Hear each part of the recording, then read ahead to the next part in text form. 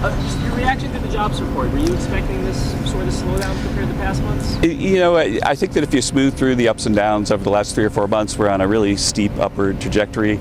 And I think the main story of the White House has been that all of these new factories, the groundbreakings that the president's been talking about, the $19 trillion is flowing into the economy, is going to create a construction boom followed by an employment boom. And the construction boom was very visible in the data as well. And Kevin, as the One Big America, the One Big Beautiful Bill turns one this Saturday, can you walk us through some of the biggest changes that's brought for Americans in the past? Sure. I mean, the Beautiful Bill has created an investment boom unlike anything we've ever seen. It's allowed people who don't have to pay tax on tips, don't have to pay tax on overtime, don't have to pay tax on their Social Security to work harder, make more money, and keep the money. That we saw in the tax return data that the typical benefit across all three was maybe $6,000–7,000 per person in that qualified group. And so we think the Big Beautiful Bill has done everything that we expected. 2 questions.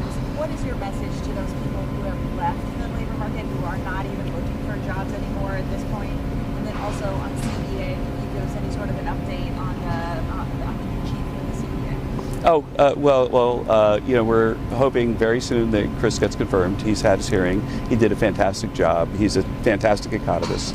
We're sorry to see Pierre leave. You can see the President truth something really wonderful about him because that's what a great colleague he is. And I think that the CEA is in really, really good hands with Chris. And then on those people who have left the market? The thing is that if you look at the JOLTS data where they tell you job openings, there are millions and millions of job openings, and so if people are frustrated, they got frustrated maybe because of Joe Biden's economy and left the labor market, they should come back in because there are jobs everywhere.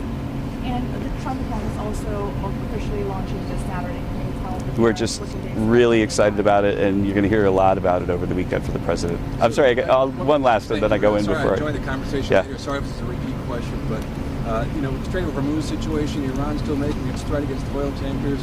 How do you see that playing out in the coming weeks, especially how it impacts drivers here paying for fuel at the pumps? Well, I mean, that's an active negotiation. I won't comment on that, but the spot price of oil almost made $150 a barrel. Now it's in the 60s. It's about a 50% drop.